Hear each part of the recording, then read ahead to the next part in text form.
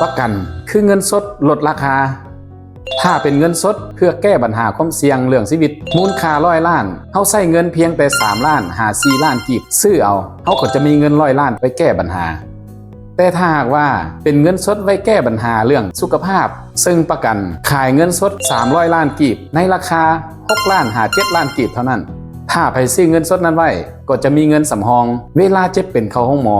บาดเจ็บบ่ว่าจะหนักหรือเบาเขาก็จะมีเงิน300 ล้านนั่นเพื่อไปจ่ายค่าสุขภาพค่าปิ่นปัวต่างๆนี่คือความมหัศจรรย์ของระบบประกัน Great. แน่นอนถ้าเขาเก็บเงินเขาไว้เองปีหนึ่ง3 ล้านกีบบ่ฮู้ว่าต้องเก็บไปจักปีจึงจะฮอด100 ล้านหรือถ้าเขาเก็บเงินไว้เพื่อปิ่นปัวรักษาสุขภาพเขาปีละ6 หรือ 7 ล้านกีบบ่ฮู้ว่าต้องเก็บไปอีกจักปีจึงจะถึง300 ล้าน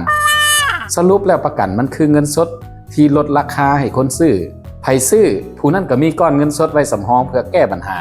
ถ้าอยากมีเงินสด200 ล้านก็ใช้เงินเพียงแต่6 ล้านหรือ8 ล้านกีบต่อปีถ้าอยากมีเงินสด500 ล้านก็ใช้เงินเพียงแต่15 ล้านหรือ20 ล้านต่อปีเท่านั้นซื้อเอาเงินสดเพื่อแก้ปัญหาสุขภาพก็เช่นกันถ้าอยากมีเงินสดต่อปี300 ล้าน600 ล้าน900 ล้านหรือ 1,500 ล้านท่านก็วางแผนเอาเองหากใครสนใจเรื่องการวางแผนป้องกันเรื่องความเสี่ยงบ่ว่าจะเป็นด้านชีวิตหรือด้านสุขภาพก็สามารถติดต่อมาปรึกษาข้าพเจ้าได้เนาะขอบใจ